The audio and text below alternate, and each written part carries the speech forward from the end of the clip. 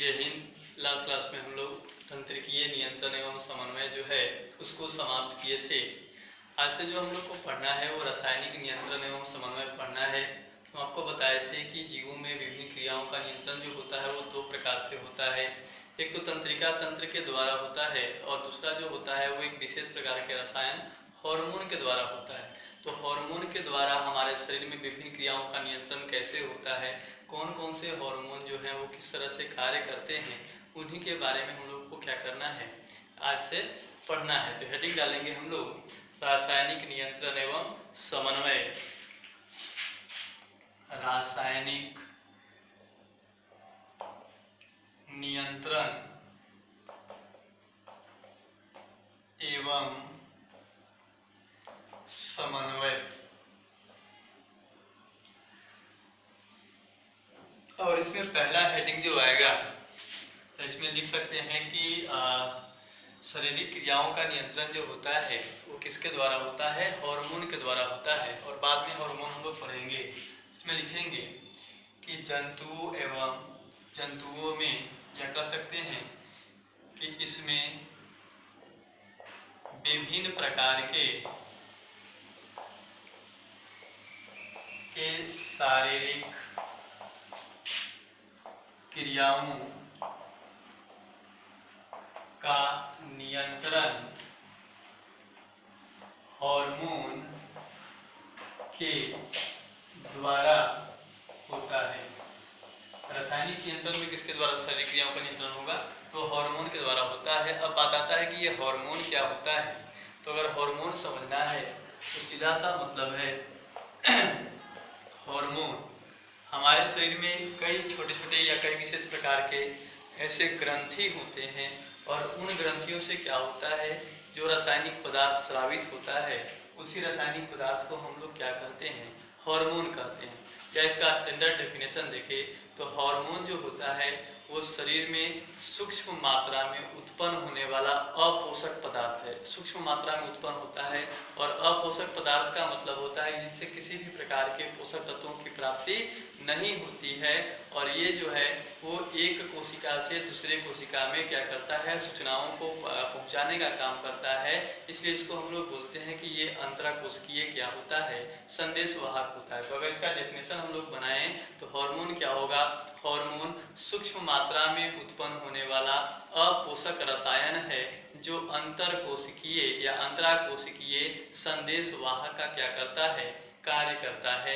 या छोटा सा डेफिनेशन जो बनाए थे कि हार्मोन जो होता है अंतःस्रावी ग्रंथि से स्रावित होने वाले रसायन को हम लोग क्या बोलते हैं, हार्मोन कहते हैं। तो लिखेंगे इसका डेफिनेशन। सबसे पहले हार्मोन जो होता है, छोटा वाला डेफिनेशन पहले लिख रहे हैं, अंतःस्रावी ग्रंथि से स्रावित होने वाले, अंतःस्रावी ग्रंथि से स्रावित होने वाले रसायन को हार्मोन कहते हैं। या इसी और करके दूसरा डेफिनेशन भी लिख सकते हैं, हार्मोन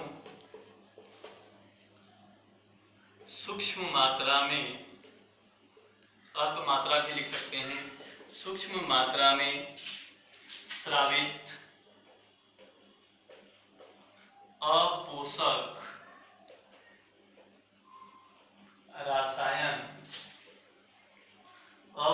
रसायन है जो अंतरकोशिकीय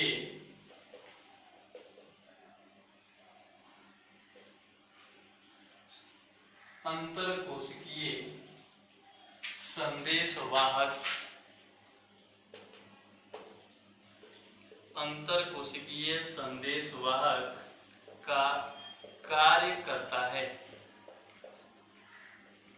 अंतरकोशिकीय, तो यहाँ पर कह रहा है कि हार्मोन सूक्ष्म मात्रा में हमारे शरीर में अल्प मात्रा में, काफ़ी थोड़ी मात्रा में क्या होता है, इनका निर्माण होता है। इनमें किसी भी प्रकार के पोषक तत्वों की प्राप्ति नहीं होती है या कई प्रकार के पोषक तत्व मौजूद नहीं होते हैं, इसलिए इनको हम लोग अपोषक रसायन बोलते हैं। और ये क्या करते हैं, एक कोशिका से दूसरे कोशिका में या एक ही कोशिका के अलग अलग भागों में सूचना जो होता है शरीर के अंदर विभिन्न क्रियाओं को लेकर के उन सूचनाओं को क्या करते हैं, पहुंचाने का काम करते हैं। इसलिए इनको क्या बोला गया है कि अंतरकोशिकीय संदेश वाहक कहा गया है।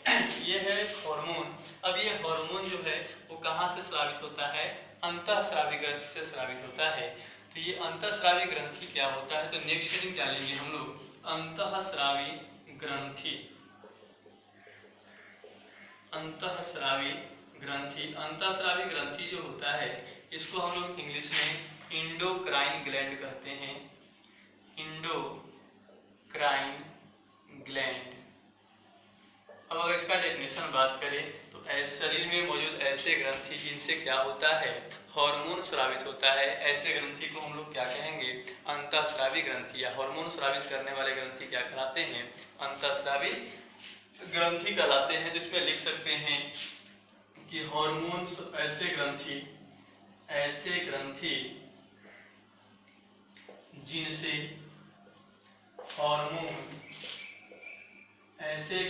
जिनसे हार्मोन स्रावित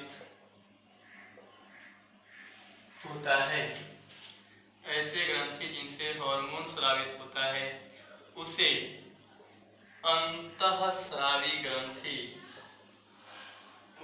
अंतःस्रावी ग्रंथि कहते हैं। अंतःस्रावी ग्रंथि कहते हैं। तो पहले इसको नोट करिए और इसके बाद क्या होता है, विभिन्न प्रकार के जो अंतःस्रावी ग्रंथि हैं उनके बारे में हम लोग देखते हैं।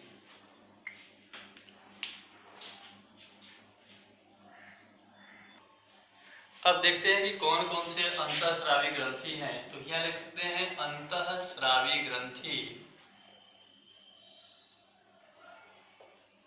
के प्रकार। कौन कौन से अंतःस्रावी ग्रंथि हैं उनके प्रकार को हम लोग देखेंगे। तो इसमें से पहला जो अंतःस्रावी ग्रंथि आता है वो आता है पीयूष ग्रंथि। पीयूष ग्रंथि आता है। ये जो पीयूष ग्रंथि है ये हमारे शरीर में, इससे जो हार्मोन स्रावित होता है, इससे स्रावित होने वाले हार्मोन हमारे शरीर के जो अन्य ग्रंथि होते हैं उन ग्रंथियों के कार्य को ये क्या करता है, नियंत्रित करता है। इसको हम लोग लिख सकते हैं, इसीलिए इसको हम लोग क्या कहते हैं, मास्टर ग्रंथि कहते हैं। Master gland of body. हमारे शरीर में इसको क्या कहा जाता है, मास्टर ग्लैंड कहा जाता है। मास्टर ग्लैंड पीयूष ग्रंथि को इसलिए बोलते हैं क्योंकि इनसे स्रावित होने वाले जो हार्मोन होते हैं वो हमारे शरीर के विभिन्न जो अंतःस्रावी ग्रंथि हैं उनके कार्य को ये क्या करता है, नियंत्रित करता है। दूसरा जो ग्रंथि आएगा वो आता है हाइपोथैलेमस।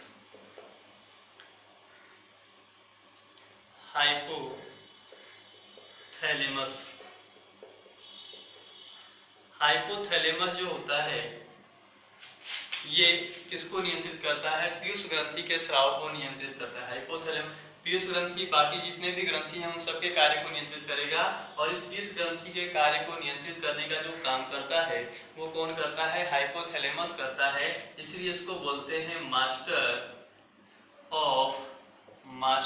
ग्लैंड। मास्टर ग्लैंड क्यों कहते हैं, क्योंकि हाइपोथैलेमस जो होता है वो किसके कार्य को नियंत्रित करता है, पीयूष ग्रंथि के कार्य को नियंत्रित करता है। इसके बाद नेक्स्ट जो ग्रंथि आता है उसका नाम है पिनियल ग्रंथि। पिनियल ग्रंथि जो होता है वो हमारे शरीर के जो दैनिक कार्य होते हैं, सोने जगने की क्रिया होता है, स्लीप वेक साइकिल जो होता है उसको ये नियंत्रित करता है, और ये सेक्सुअल मैच्योरिटी से, लैंगिक रूप से परिपक्व होने की क्रिया को भी क्या करता है, ये नियंत्रित करता है। तो इसमें लिख सकते हैं रिलेटेड टू सेक्सुअल मैच्योरिटी। अब बहुत लोग सोचेंगे कि ये इंग्लिश में लिख रहे हैं, एग्जाम में इंग्लिश में लिखना है क्या, तो ये इंग्लिश में जो लिख रहे हैं इनसे ऑब्जेक्टिव क्वेश्चन आते हैं, ठीक है ना, कि शरीर का मास्टर ग्रंथि किसे कहा जाता है, पीयूष ग्रंथि को, यही वो आता है आपके एग्जाम में 10th क्लास के। बाकी ये सब जो चीज़ें हैं वो आपके बेसिक नॉलेज के लिए है, जानकारी के लिए है, तो इनको लिखते जाना है। इनसे जब भी बनेंगे तो ऑब्जेक्टिव क्वेश्चन बनेंगे, और जो सब्जेक्टिव बनेगा उसको हम क्या करेंगे, आपको सब्जेक्टिव के रूप में हिंदी में क्या करेंगे, लिखवाएंगे। इसके बाद फोर्थ जो आता है वो आता है थायराइड, थायराइड ग्रंथि। ये जो थायराइड ग्रंथि होता है, थायराइड ग्रंथि को हम लोग क्या बोलते हैं, शरीर का सबसे बड़ा अंतःस्रावी ग्रंथि होता है। तो इसको लिख सकते हैं largest endocrine gland, gland of body. या जिनको ये क्वेश्चन पूछता है एग्जाम में, इसको लिख सकते हैं सबसे बड़ी अंतःस्रावी ग्रंथि, हिंदी में सबसे बड़ी अंतःस्रावी ग्रंथि। अब यहाँ से दो तरह के क्वेश्चन बनते हैं। अगर आपसे पूछता है कि सबसे बड़ी ग्रंथि कौन है, तो वो होता है यकृत। सबसे बड़ी ग्रंथि अगर पूछे कि हमारे शरीर का सबसे बड़ी ग्रंथि कौन है, तो यकृत होता है, लिवर होता है। लेकिन अगर उसी क्वेश्चन में पूछ दे कि सबसे बड़ी अंतःस्रावी ग्रंथि कौन है, तो सबसे बड़ी जो अंतःस्रावी ग्रंथि होता है वो कौन होता है, थायराइड ग्रंथि होता है। अब इसके बाद नेक्स्ट जो आता है वो पैराथायराइड आता है, पैराथायराइड। पैराथायराइड जो ग्रंथि है वो थायराइड ग्रंथि के ठीक पीछे मौजूद होता है, और ये क्या करता है, हमारे शरीर में कैल्शियम आयन जो होता है उसके संतुलन में सहायता करता है, ठीक है। Related to balance of calcium, शरीर में कैल्शियम आयन की मात्रा को क्या करता है, ये संतुलित करता है। इसके बाद अगर हम लोग नेक्स्ट देखें तो अग्नाशय, अग्नाशय जो होता है इसको हम लोग क्या बोलते हैं, हेटेरोक्राइन ग्लैंड, हेटेरोक्राइन ग्लैंड कहते हैं, संयुक्त ग्रंथि कहते हैं, हिंदी में संयुक्त ग्रंथि। अब इसको संयुक्त ग्रंथि क्यों कहते हैं, क्योंकि अग्नाशय जो होता है वो दो तरह का व्यवहार करता है। ये बाह्य श्रावी ग्रंथि का भी व्यवहार करता है और अंतःस्रावी ग्रंथि का भी व्यवहार करता है।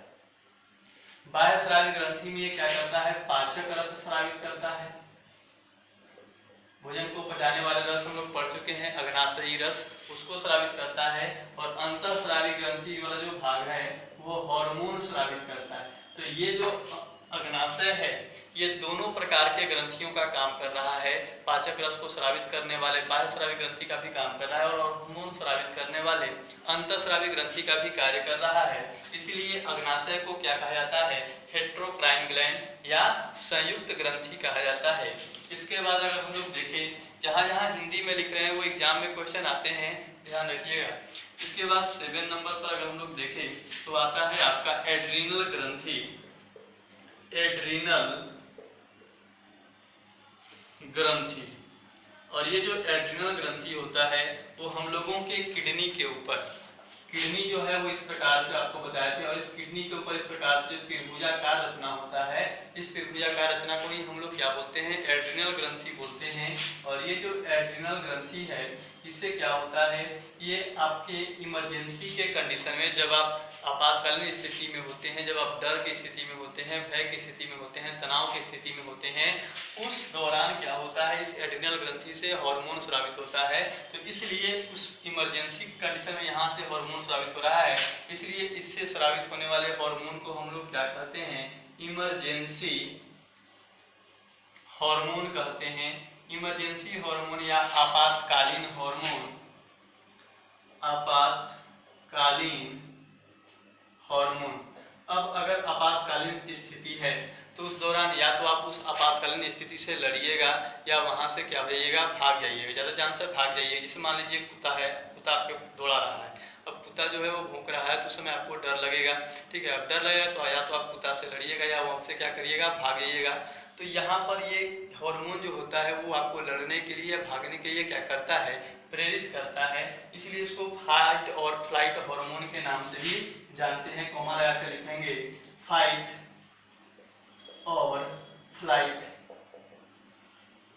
हार्मोन, अर्थात कह सकते हैं लड़ो या उड़ो। इसके बाद नेक्स्ट आता है 8 नंबर, और वो आता है आपका गोनेड्स। गोनेड्स, अब ये जो गोनेड्स होते हैं ये जनन ग्रंथि को कहा जाता है, और जनन ग्रंथि दो अलग अलग प्रजातियों में पाए जाते हैं, नर और मादा में। नर जो होता है इसमें जो जनन ग्रंथि होता है वो वृषण होता है, इसको हम लोग टेस्टिस कहते हैं, और मादा जो है इनमें जो जनन ग्रंथि होता है वो अंडाशय होता है, जिसको हम लोग ओवरी कहते हैं, ओवरी। तो ये वृषण और अंडाशय जो है वो क्या करते हैं, जनन हार्मोन स्रावित करते हैं, टेस्टोस्टेरोन, एस्ट्रोजन स्रावित करते हैं, और इनसे कई तरह के जनन से संबंधित कार्य को क्या किया जाता है, नियंत्रित किया जाता है। तो ये कुछ ग्लैंड के नाम लिखे हैं, इनमें से कुछ ही ग्लैंड आपको क्या करने हैं, पढ़ने। एक और ग्लैंड होता है थाइमस ग्रंथि, और ये थाइमस ग्रंथि जो होता है वो आपके इम्यूनो सिस्टम के डेवलपमेंट से क्या होता है, संबंधित होता है। इम्यूनो सिस्टम डेवलपमेंट का मतलब होता है आपकी जो प्रतिरक्षा तंत्र है, रोग से लड़ने की क्षमता है, उस क्षमता को बढ़ाने के लिए ये थाइमस ग्रंथि क्या करता है, काम करता है। तो इसमें लिखे नहीं है, अगर आप चाहें तो लिख सकते हैं थाइमस ग्रंथि related to immuno system development. अब इसको क्या करिए, नोट कर लीजिए, बारी बारी से इन्हीं को पढ़ना है।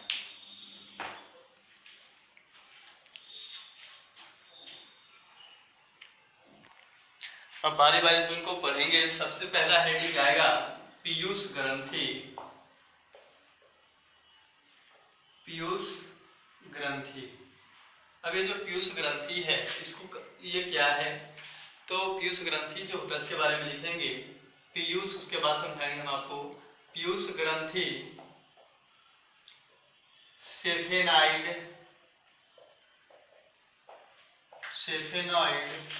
अस्थि के बने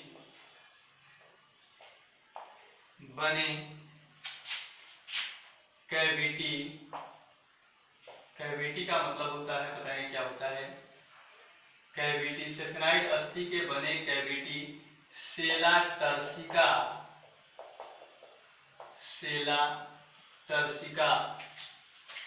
में मौजूद होता है। सेला टर्सिका में मौजूद होता है। इससे स्रावित होने वाले हार्मोन, इससे स्रावित होने वाले हार्मोन अन्य ग्रंथियों के स्राव को नियंत्रित करते हैं। इसलिए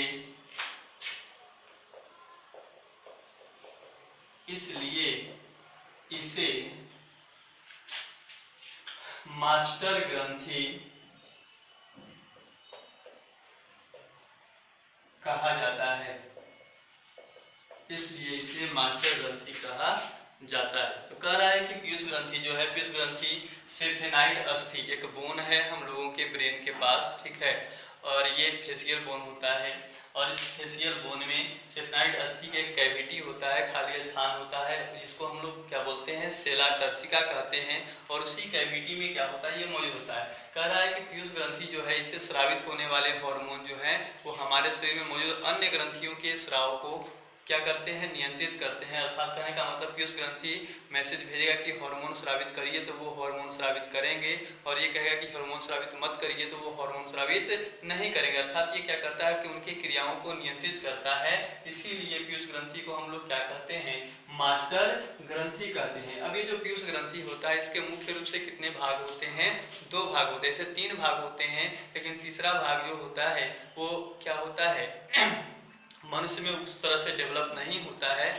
इसलिए हम लोग यहाँ पर क्या पढ़ेंगे कि जो पीयूष ग्रंथि है इसके मुख्य रूप से कितने भाग होते हैं, 2 भाग होते हैं। नेक्स्ट पॉइंट लिखेंगे पीयूष ग्रंथि के मुख्य रूप से दो भाग होते हैं। पहला जो भाग होता है पीयूष ग्रंथि का वो होता है न्यूरोहाइपोफाइसिस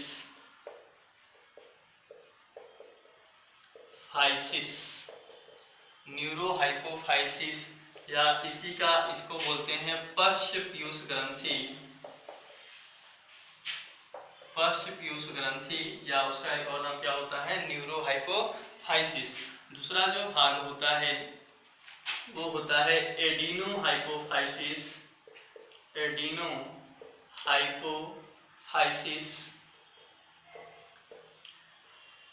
या उसी को हम लोग बोलते हैं अग्र पीयूष ग्रंथि।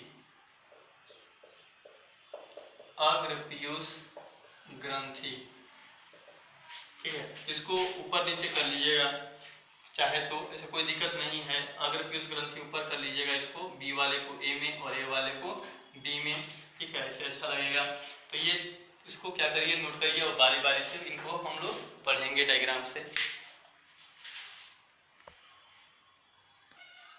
और जब आप याद होगा जब हम लोग ब्रेन के डायग्राम बनाए थे इस प्रकार से, तो ब्रेन के डायग्राम में यहाँ पर इस प्रकार से जो हाइपोथैलेमस बनाए थे, तो इस प्रकार से एक छोटा सा नीचे निकला हुआ भाग था और इसी को हम लोग क्या बोलते थे पीयूष ग्रंथि। कहने का मतलब पीयूष ग्रंथि जो होता है वो हाइपोथैलेमस से जुड़ा हुआ होता है। तो इसका डायग्राम अगर हम लोग देखेंगे तो देखिए डायग्राम जो है वो इस प्रकार से होता है पीयूष ग्रंथि का। ये है हाइपोथैलेमस,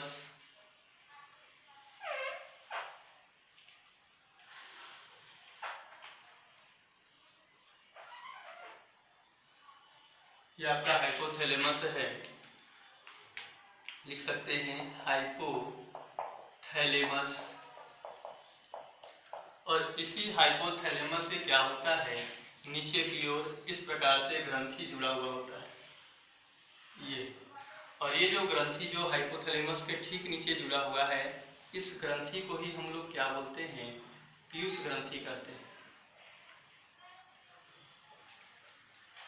अभी बताया कि पीयूष ग्रंथि जो होता है वो एक अस्थि के बने हुए, ये अस्थि बना रहे हैं और इस अस्थि के बने हुए कैविटी के अंदर, ठीक है, जैसे मान लें कि ये जो है वो कैविटी है, तो इसी के अंदर क्या होता है, इस प्रकार से पीयूष ग्रंथि जुड़ा हुआ होता है। तो ये जो कैविटी बना हुआ है ये एक अस्थि का बना होता है और इस अस्थि को हम लोग बोलते हैं सेला टर्सिका, सेफेनाइड अस्थि बोलते हैं, सेफेनाइड अस्थि। और ये जो सेफेनाइड अस्थि है, इसके लिए जो कैविटी है, खाली स्थान जिसके अंदर पीयूष ग्रंथि मौजूद है, इसको हम लोग बोलते हैं सेला टर्सिका कहते हैं, सेला टर्सिका। अब ये हाइपोथैलेमस से जुड़ा हुआ, अब देखिए एक भाग जो है वो सीधे सीधे किससे जुड़ा हुआ है, हाइपोथैलेमस से जुड़ा हुआ है। तो इस भाग को हम लोग बोलते हैं पश्च पीयूष ग्रंथि या इसी को बोलेंगे न्यूरोहाइपोफाइसिस।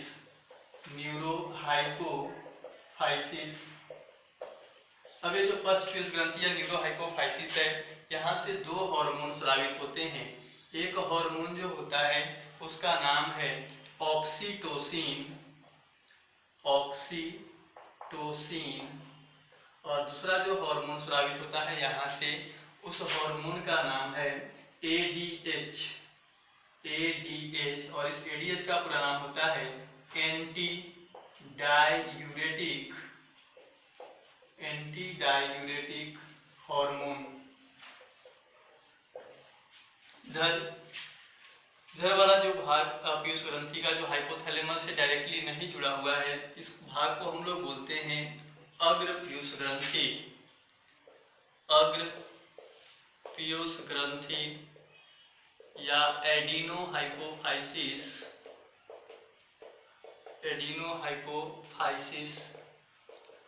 अब ये जो अग्र पीयूष ग्रंथि या एडिनोहाइपोफाइसिस है, यहाँ से कई हार्मोन स्रावित होते हैं।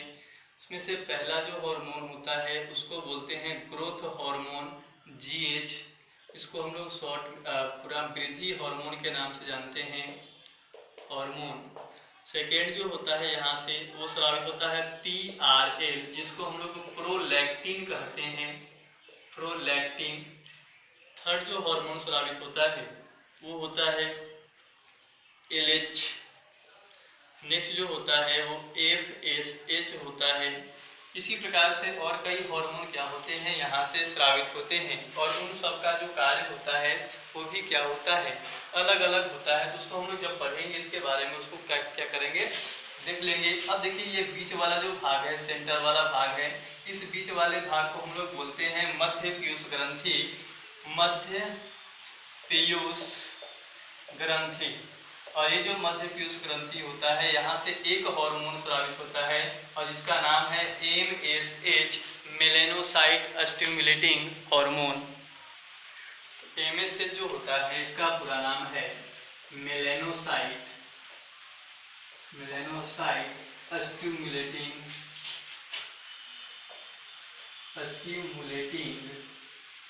Melanocyte stimulating hormone.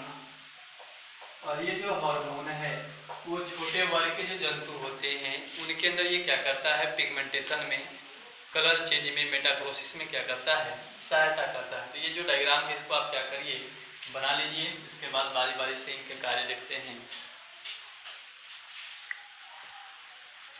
हेडिंग डालेंगे पीयूष ग्रंथि, अग्र पीयूष ग्रंथि, अग्र पीयूष ग्रंथि, ग्रंथि से स्रावित हार्मोन के कार्य, अग्र पीयूष ग्रंथि से स्रावित हार्मोन के कार्य। और उसमें पहला जो आएगा वो GH, वृद्धि हार्मोन, वृद्धि हार्मोन। इसका काम क्या है, यह हमारे शरीर में शारीरिक वृद्धि एवं विकास में क्या करता है, सहायता करता है। जन्म लेने के बाद धीरे धीरे क्या होता है, हम लोग के शरीर का जो आकार है, वो आकृति है, वो धीरे धीरे क्या होता है, परिवर्तित होता है। और आकार वृद्धि में जो सहायता करता है वो कौन करता है, यही वृद्धि हार्मोन करता है। अब इसकी मात्रा बढ़ जाए तो बच्चे जो होते हैं उनका शरीर जो है वो असामान्य रूप से वृद्धि करता है और कम उम्र में ही उनका शरीर जो है वो बड़ों के समान दिखाई देने लगता है। काफ़ी बड़े बड़े हाथ हो जाते हैं, काफ़ी बड़े बड़े उंगली, काफ़ी बड़े बड़े पैर हो जाते हैं, शरीर पूरा लंबा चौड़ा हो जाता है कम उम्र में ही। तो वो कैसे हो रहा है, तो जब वृद्धि हार्मोन का मात्रा बढ़ रहा है तो, और उस असमानता को हम लोग क्या कहते हैं, जाइंगेटिज्म कहते हैं। तो ये क्वेश्चन पूछता है कि शरीर में वृद्धि हार्मोन की मात्रा बढ़ने से कौन सा रोग उत्पन्न होता है या कौन सा विकार उत्पन्न होता है, तो वो होता है जाइंगेटिज्म। और जाइंगेटिज्म क्या होता है, इसमें बच्चों के शरीर में क्या होता है, असामान्य रूप से वृद्धि होता है। दूसरा चीज है ग्रोथ हार्मोन, जो वृद्धि हार्मोन है इसका मात्रा अगर कम है, ये हमारे शरीर में कम मात्रा में स्रावित हो रहा है या स्रावित नहीं हो रहा है, उस स्थिति में शरीर में वृद्धि और विकास नहीं होता है, लंबाई में वृद्धि नहीं होती है और जिस कारण से छोटा हाइट रह जाता है, तो उसको हम लोग क्या कहते हैं, बौनापन कहते हैं। तो ये बौनापन के लिए या जाइंगेटिज्म के लिए या शरीर के सामान्य वृद्धि के लिए जो रिस्पॉन्सिबल हार्मोन होता है वो कौन होता है, ग्रोथ हार्मोन। इसमें लिखेंगे यह वृद्धि हार्मोन, वृद्धि हार्मोन और हमारे शरीर में सामान्य वृद्धि, सामान्य शारीरिक वृद्धि एवं विकास को नियंत्रित करता है, सामान्य वृद्धि एवं विकास को नियंत्रित करता है। अब आता है नेक्स्ट पॉइंट, लिखेंगे वृद्धि हार्मोन की मात्रा बढ़ने से बच्चों के शरीर में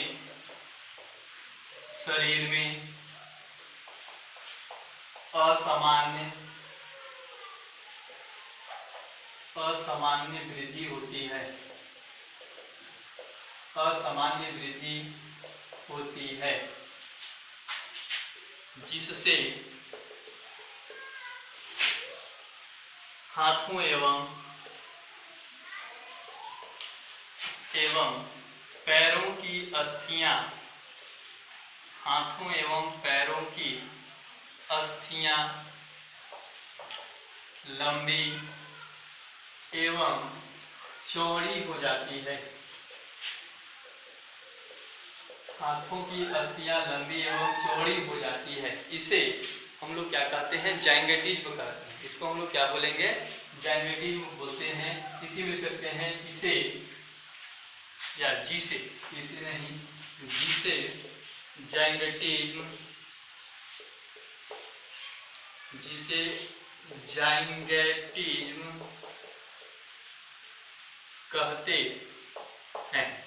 यहाँ से क्वेश्चन पूछेगा कि जाइंगेटिज्म जो होता है वो किसके मात्रा बढ़ने से होता है, तो वृद्धि हार्मोन की मात्रा बढ़ने से। ध्यान रखिएगा, वृद्धि हार्मोन की मात्रा बढ़ने से कौन सा विकार उत्पन्न होता है, जाइंगेटिज्म, जिसमें असामान्य रूप से वृद्धि होता है और पैरों एवं हाथों की अस्थियां जो है वो काफी बड़े बड़े एवं चौड़े हो जाते हैं। अब दूसरा आता है कि वृद्धि हार्मोन की कमी के कारण, वृद्धि हार्मोन के कमी के कारण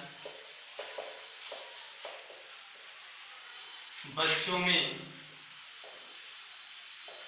शारीरिक वृद्धि, शारीरिक वृद्धि एवं विकास की क्रिया रुक जाती है। शारीरिक वृद्धि एवं विकास की क्रिया रुक जाती है, जिसे क्या कहते हैं, बौनापन कहते हैं, ड्वार्फिज्म, जिसे बौनापन कहते हैं। तो शरीर का लंबाई अगर रुक जा रहा है तो वो कौन से हार्मोन की कमी कारण, वृद्धि हार्मोन के कमी के कारण, और इससे उत्पन्न होने वाला जो रोग होता है, विकार होता है, इसमें शरीर का लंबाई छोटा रह जाता है, उसको हम लोग क्या कहेंगे, बौनापन कहेंगे। तो ये था आपके वृद्धि हार्मोन के कार्य। इसको आप क्या करिए, नोट करिए।